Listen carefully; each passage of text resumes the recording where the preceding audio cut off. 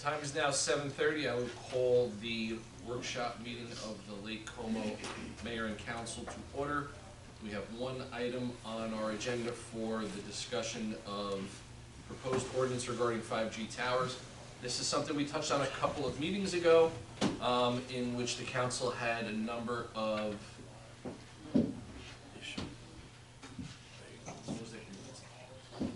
the council had a number of questions for our attorneys on the ordinance itself, and I believe after they went back and they reviewed the ordinance, they had some significant changes and some significant input into those changes. So tonight we can go over what those changes are. If you just, Sarah, if you just want to tell us a little bit about the ordinance that we have in front of us, and how it reads and what it does to protect us. Okay, I just want to give the council some background. First of all, federal law and the FCC regulations do not preempt municipal authority to regulate the public right-of-way by wireless service providers, so long as there are certain standards and conditions that are met in local regulation. And they're pretty straightforward. The regulations in terms of what they can place in the public right-of-way have to be objectively reasonable, competitively neutral, and at the end of the day, they cannot have the effect of prohibiting the provision of service. The FCC also has certain timeframes by which these applications from providers to place infrastructure in the public right-of-way have to be met.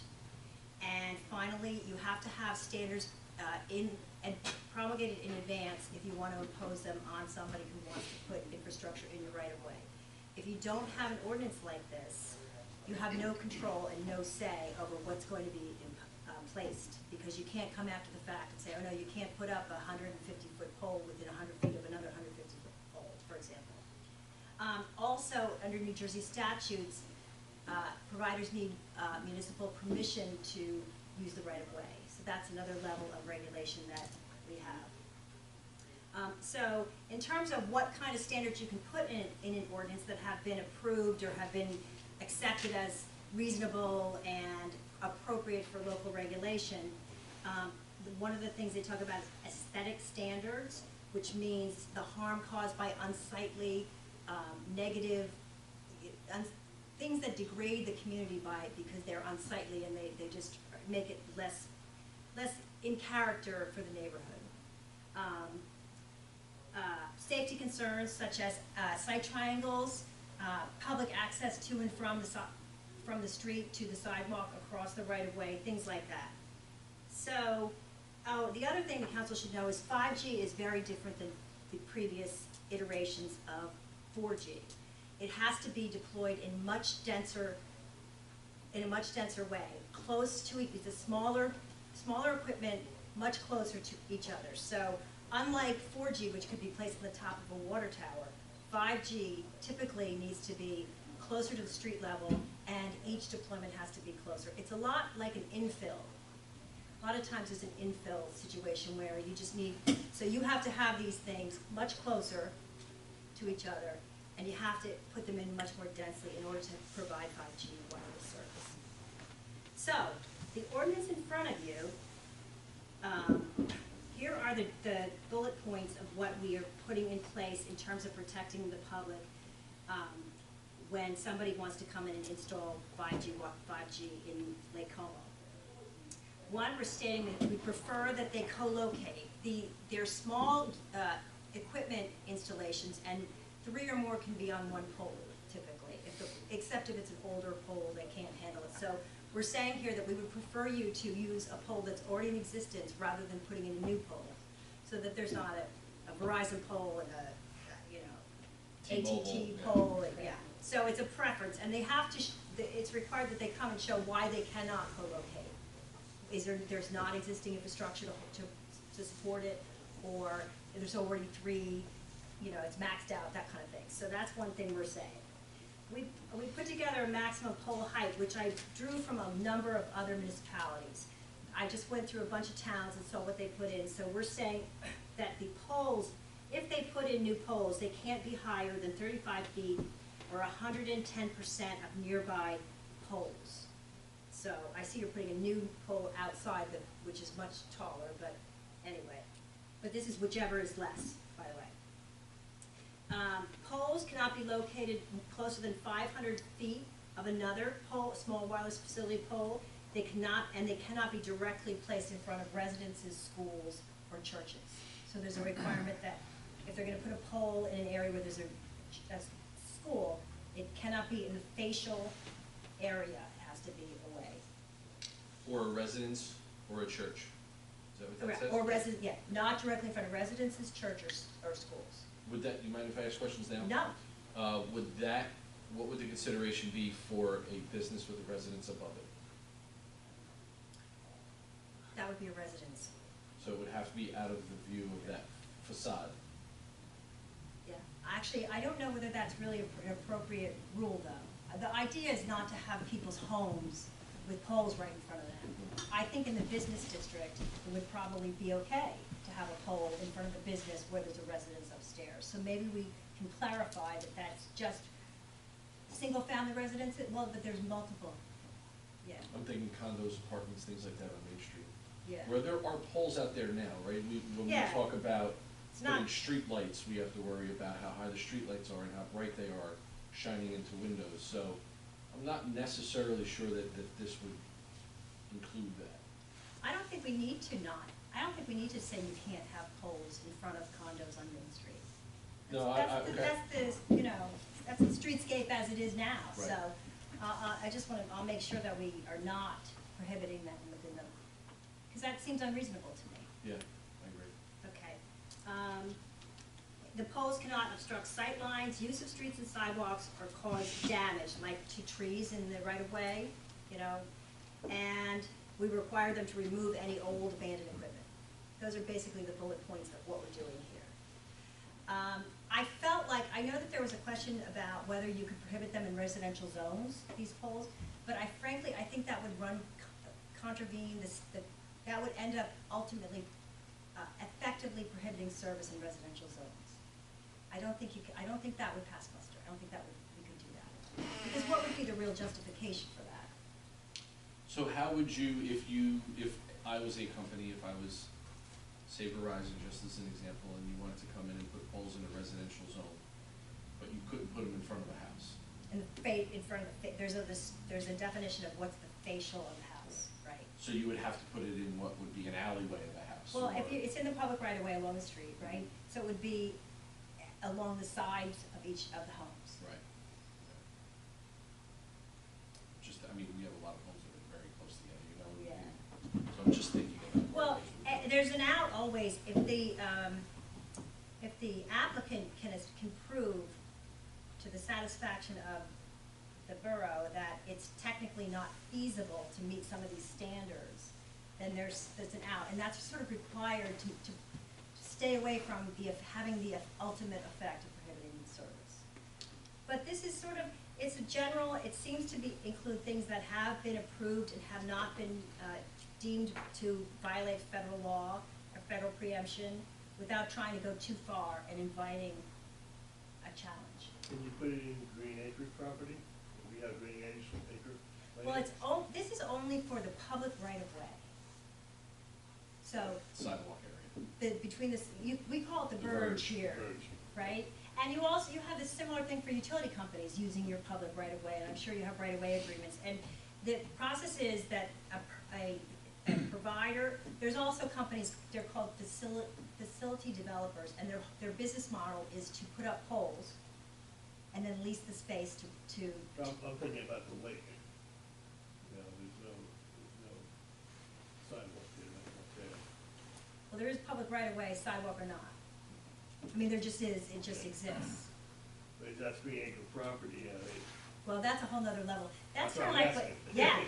that, regardless of what we put in place, Green Acres has ultimate authority to approve or disapprove. It's kind of like a county road, like in Belmar, where Belmar's one level of approval, but the county is another.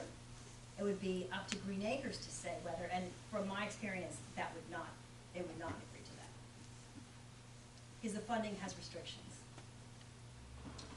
For, point number 6, removal of old equipment, is that limited to old 5G equipment, or is it any old equipment from that company? So 5G is coming in and they're replacing existing 4G infrastructure. This ordinance holds them accountable to remove that 4G infrastructure? Yes. As an example, I don't know if that's Yes. actually a thing. Okay, so it says, the provider shall notify the borough within 60 days of the decision to abandon any communication facility, cabinet, or 5G support pole in the right-of-way. Now, the definition of communication facility is broader than 5G, so I would say yes. Okay, thank you.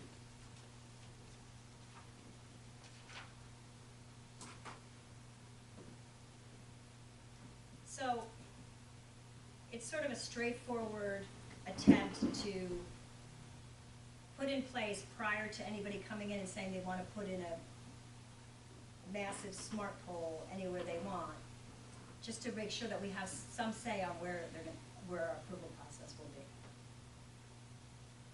And this is the limit to what we can really do. I believe it is. Without, like the idea of saying you can't have it in residential zones, there's no, the justification for that, except maybe just unsightly, probably is not enough to support that kind of broad-based ban.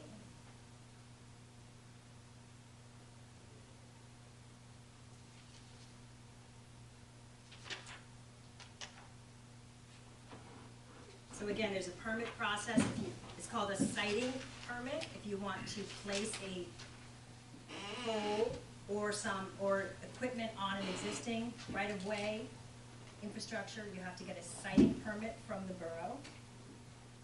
The FCC has specific timeframes within which the borough has to act on an application like that. And if your permit is granted, then you have to enter into a right-of-way use agreement, which is very common to utilities in right-of-way. Is there a limit to the amount or the number of companies that could come into town with their equipment? No. And that might end up being a discriminatory kind of thing. You said you only, you know. 4. Yeah, or First only word. communications companies versus independent companies who put up poles or something.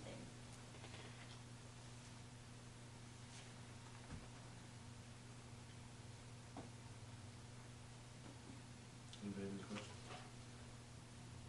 I see the section for the application fee. I thought I recall from the last workshop that there was a section on an annual. There is fee, in here, or it's maybe like, it but just- it's set by FCC, I think it's $270 a year per And it- pole, per 5G Have it. installation, which is the equipment for one provider's 5G service in that, at that pole. Yeah, it's in here, Oh, I found it. Here You it is did, in, okay. whatever it but it's set by FCC. is. It's up FCC, okay. It's annual use fee. That's per pole? Per 5G. In the wi- pole. Well, if you have a pole with 3, Right. then you have 3 different providers paying you $270 a year. And you get that for every pole? Yes. For every, it's 5G, it's called a small wireless facility. It's the equipment necessary for 5G. Right. And any small wireless facility installed in your borough Mhm. must pay you $270 per year for the privilege of using your right-of-way. But is that, it's not per company in the town, it's per Per pole. pole in the So Not- if you it's have not a 3 lot of money. I'm providers, not saying it's but if you worth have it. 3 providers on one pole, you're getting 3 times $270 Right. per year, per pole. town, per pole. Yes. So I think it's just it's a way to protect the borough as to the extent permissible. And as I said, failure to put something like this, some regulations in place before anybody applies to come in and use your right of way, means you would not have any say in what they do or where they do it. Can I ask a question about number 4? Yeah. The bullet point about the pole appearance? Yes. It is the company's responsibility for finishing or painting, that is not the borough's responsibility, correct? Right. Okay. And that's kind of the standard language you see in all the municipalities, camouflage to best blend compatibly with the background. And who upkeeps that? You mean if the paint starts chipping. Right, if it becomes unsightly, who maintains that? I guess that would be a code violation, right? Because you're required under the code to have it camouflaged in a certain Right. way. So if it starts to deteriorate, Right. that would probably be a code violation, so they would get.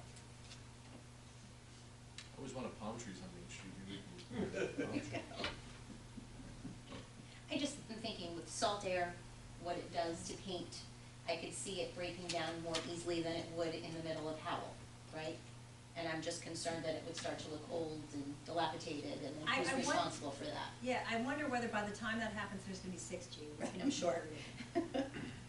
But, it's funny, cause you see in, Wildwood, they chose bright blue smart poles.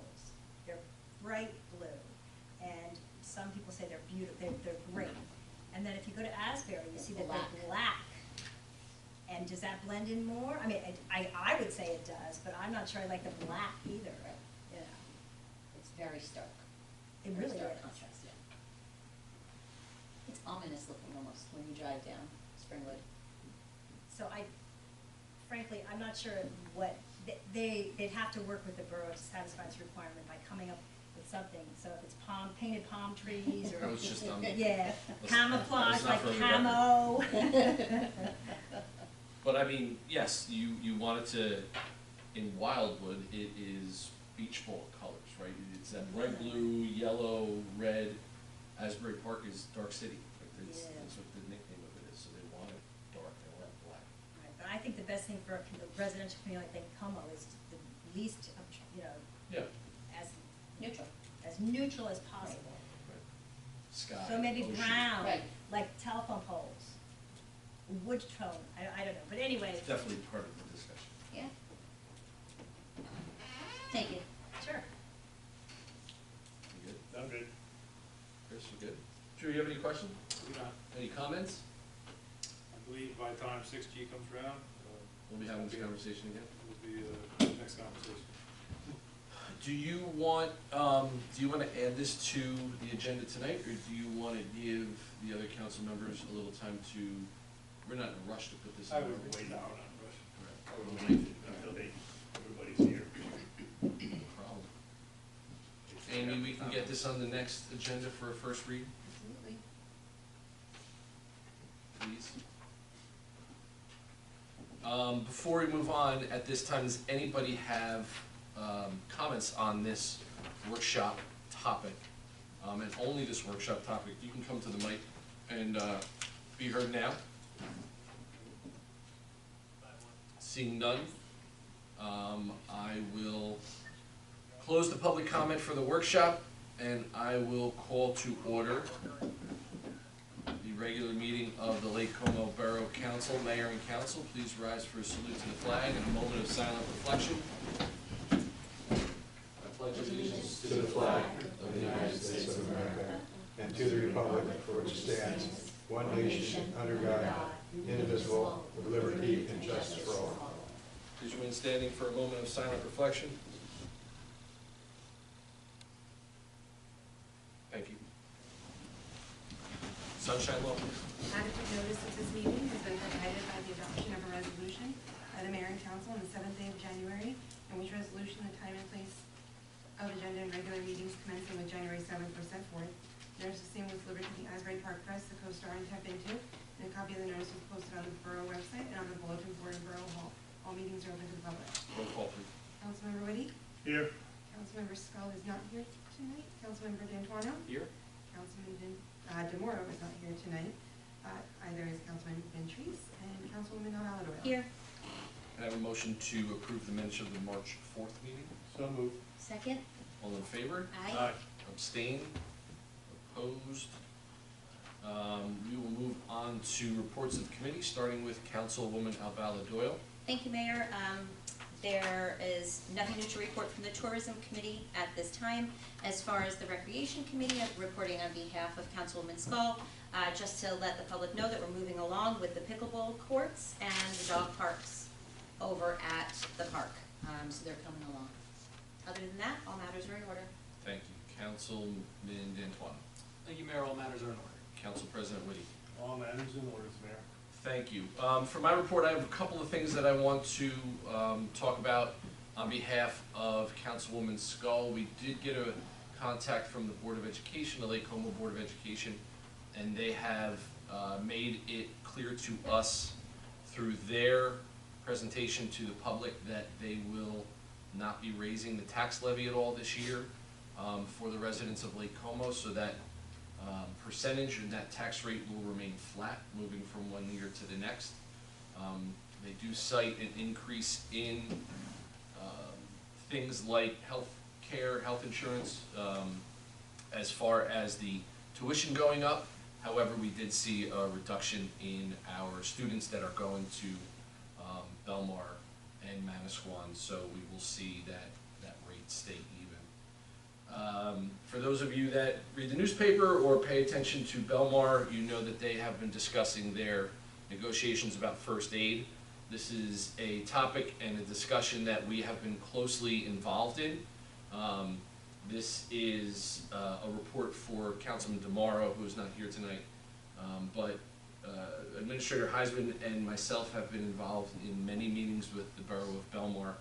As you know, we were involved in a 4-town shared service agreement up until December 31st of 2024, in which 2 of those towns left the agreement. And after searching for a couple of different options on how to move forward with first aid, we agree that sticking with the shared service between Belmar and Lake Como for the Belmar first aid is definitely the way to go. I can tell you, and I've told this to many of the residents, especially at Coffee with the Mayor, that they are the best option for the residents of Lake Como. That is the recommendation that I've given to Councilman DeMauro and Council President Whitty as part of the Emergency Services Committee, that we would remain with that shared service in Belmar. I believe that at some point in the future, I don't know when, but there is going to be some type of countywide EMS. There may be some type of countywide fire department service as well. I don't know when that date is going to be. I don't believe at this time that we have been provided enough information from the county that I can safely say that the residents of Lake Como will be served appropriately. We have a response time in Belmar First Aid, or Belmar EMS, of 3 minutes or less to anyone who calls for an ambulance. That is well beyond the standard of the state, it is well beyond the standard of the nation, and we are, and I say we because we are definitely a partner in this, we are the gold standard for the state of New Jersey as far as EMS and first aid response. Rob DeMartin and his crew, who are right next door, have become a part of our community, and they really do an amazing job. I am proud and I am happy to say that we are remaining with them as our EMS organization. On top of that, after recalculations of really losing 2 towns and losing some infrastructure that we need as far as ambulances and equipment, we will actually see our contribution go down. I don't know exactly what that contribution is going to look like yet. We are not official. We still have our CFOs working out some of the numbers, correct, Drew? That's correct. But I think it's safe to say that our contribution number is going to be less than it was last year, which is always a plus. We did see an increase last year from the year before, and to see that number go down is definitely a benefit to the town as well. But that being said, I don't think, dealing with this for so many years, since being on this council since 2012, I know what it's like to live in a town where you call EMS and somebody may not show up. And I don't think you can put a number on that. So I would definitely err on the side of an EMS or an emergency medical technician showing up at your house, and it's going to be a little bit of an expense, than it being a low expense and somebody may not be showing up. So that's really how I weigh that decision, and that's how I weigh the recommendation that I would make to the Emergency Services Committee, and then hopefully that they would make to the council. But again, that is just a report at this time. Once they come up with a their numbers in that deal, and it will be brought to the full council for approval or rejection. Third, if you've also been following along in Belmar, they have, I believe, had a first reading, maybe a second reading on an e-bikes ordinance. I've asked that we get a copy of that. I think that there has been an increase in e-bike usage in the area. I believe that those e-bikes are used inappropriately, and there's really no statewide mandate on how those e-bikes should be used. So I think it's appropriate, and I think that this council should definitely evaluate keeping that standard with Belmar on effective usage and enforcement of proper uses of e-bikes. So I'm going to ask for Amy to grab that ordinance from Belmar, and we can review that and see if we can bring that over to Lake Como and make it our own ordinance. Makes it easier for the police too, when they're crossing 16th Avenue. Absolutely. All right. Sergeant, do you have anything else? Nothing major to report. We are getting ready for the summer. We expect about 10 Class 2 officers out of the academy in the upcoming months to help us out. Other than that, nothing major to report. Thank you very much. At this time, I'll take a motion to open for public comments on new business. So moved. Second? All in favor? Aye. Anyone wishing to speak about anything listed on our consent agenda or new business can come to the mic and do so now. Seeing none, I'll take a motion to close. So moved. Second? All in favor? Aye. Thank you. Under the consent agenda, we have two items, the raffle license and the resolution. And I have a motion. So offered. Second? Second. Second. Roll call, please. Councilmember Reedy? Yes. Antoine? Yes. Carvalho? Yes. Thank you. Under new business, we have ordinance 2025-2. First reading and introduction offered by Councilwoman Albala Doyle. Thank you, Mayor. So offering ordinance 2025-2 for the first reading. This is basically just amending our current park regulations. Pretty much the majority of it stays the same. The thing that we're updating is the fees, and I'll read about those. This is regarding the Little League field. So for Lake Como and Belmar schools and Lake Como residents, there will not be a fee. For Lake Como businesses, non-residents, non-resident school, non-resident not-for-profit organizations, it would be $40 per hour. For non-resident businesses and organizations, for-profit organizations, and commercial entities, it would be $50 per hour. And for non-resident travel teams, it would be $2,000 per season. Drew, I know you've done your homework on this. How does this compare to fees in fields and places for rent in other municipalities? We're on the lower end, Mayor, and one reason we are is because we're still working on the fields. The baseball field, the Little League field is up and running, and we should have most of it completed with the batter's cage and pitching area by the spring. Any other questions from council? All right, do I have a second? Second. Roll call, please. Councilmember Reedy? Yes. Antoine? Yes. Carvalho? Yes. Thank you. Ordinance 2025-3 is a first reading and introduction offered by Councilman D'Antuono. Thank you, Mayor. So offered ordinance 2025-3, an ordinance amending chapter 7-35.2 of the revised general ordinances of the Borough of Lake Como. Be it ordained by the Mayor and Council of the Borough of Lake Como that the following location shall be deleted from chapter 7-35.2, handicap parking on streets, 1820 Pine Terrace. Just for the record, this often happens. We have ordinances in the past that we put handicap spots for specific residents, and when those residents move, we are obliged to remove those handicap parking spots, and that's what this case is. So we have a motion. Do we have a second? Second. Roll call, please. Councilmember Reedy? Yes. Antoine? Yes. Carvalho?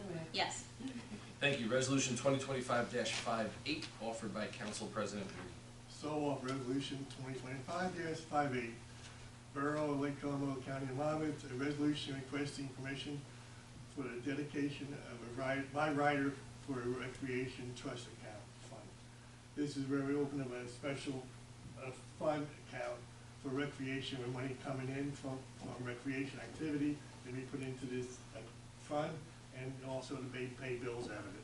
And as they go down to the state for approval. And this is direct connection to the ordinance, first reading of the ordinance we just read, too. Correct. Do I have a second? Second? Roll call, please. Councilmember Ready? Yes. D'Antuano? Yes. Alvarado? Yes. Thank you. Resolution 2025-59, offered by Councilwoman Abala Doyle. Thank you, Mayor. So offering Resolution 2025-59, be it resolved by the Mayor and Council of the Borough of Lake Como that the proper officers be directed and authorized to make payment from the following accounts. Current account, $361,623.07. Water sewer account, $151,947.77. The dog license account for $3.60. The general capital fund for $15,300. The tourism account for $1,157.50. And the ACH wire payments of $56,535.61 for a grand total of $586,567.55.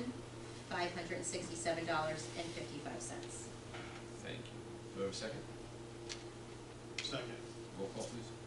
Councilmember Ready? Yes. D'Antuano? Yes. Alvarado? Yes. Thank you. Councilwoman D'Antuano, you are off the hook. We're going to pull Resolution 2025 for an executive session, because we do not have anything to discuss with council in the session. At this time, I'll take a motion to open for public comments. So moved. Second? All in favor? Aye. Anyone wishing to speak or make comments to the council can come to the mic and do so now. Ms. Franks, come.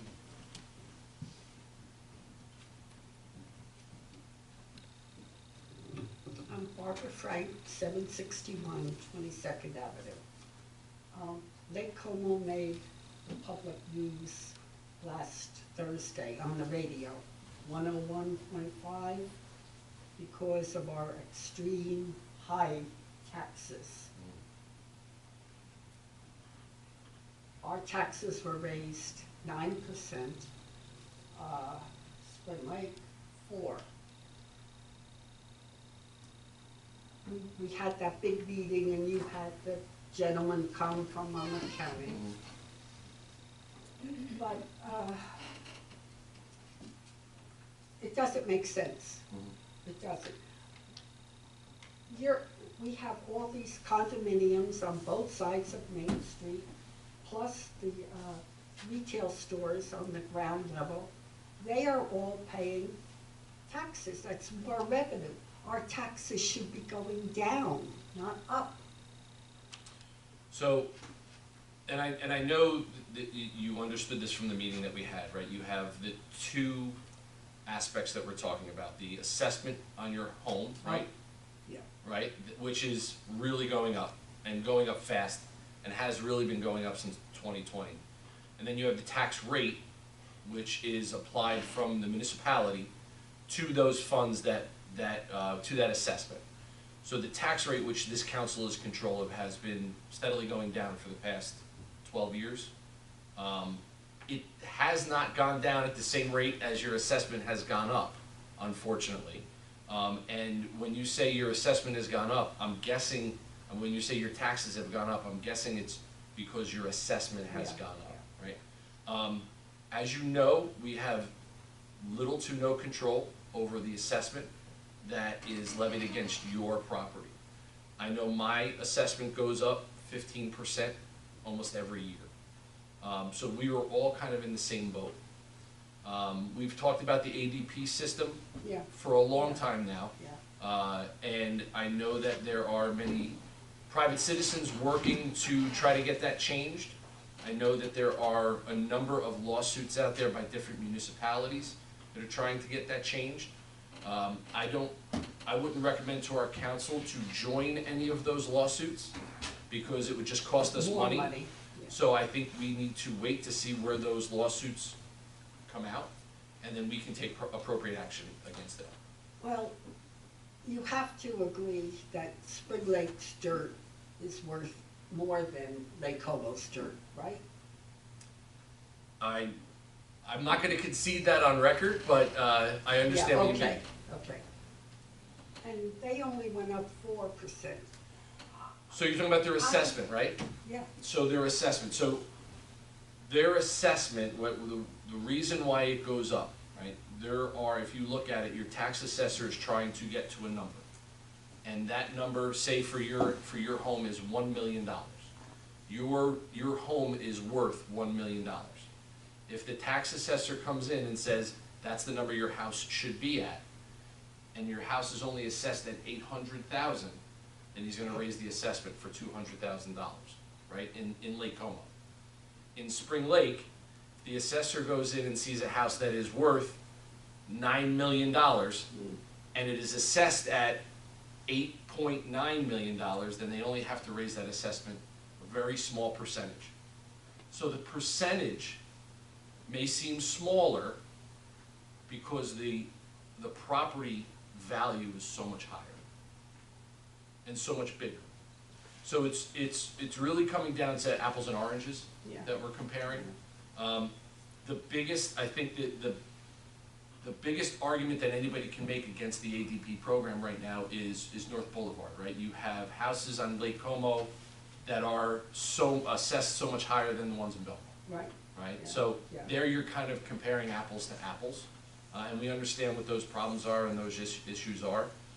But if you're comparing the homes, the dirt or the homes in Lake Como to the dirt, and I understand, because the dirt in Lake Como is very valuable, and it's becoming more and more valuable every year.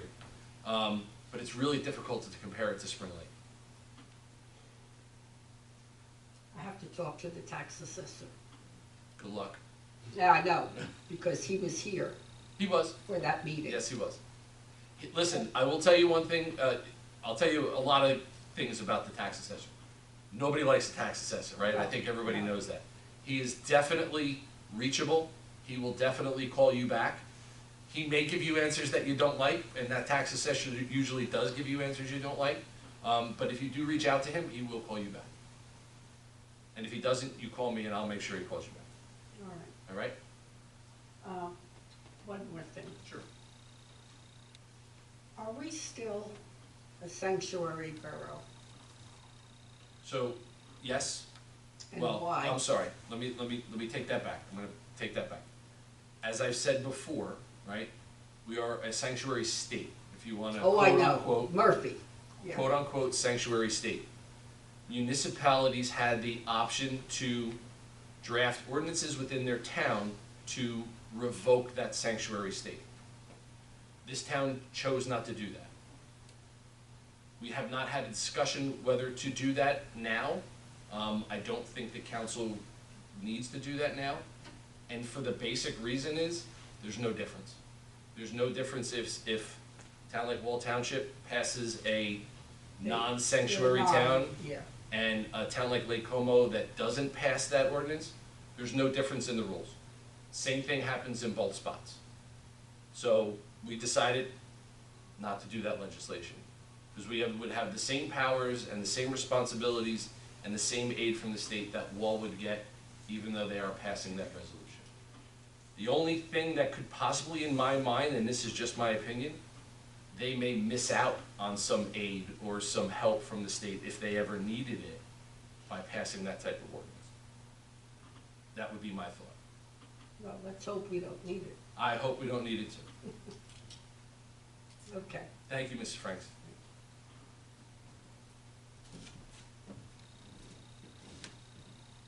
Seeing no one else, I'll take a motion to close.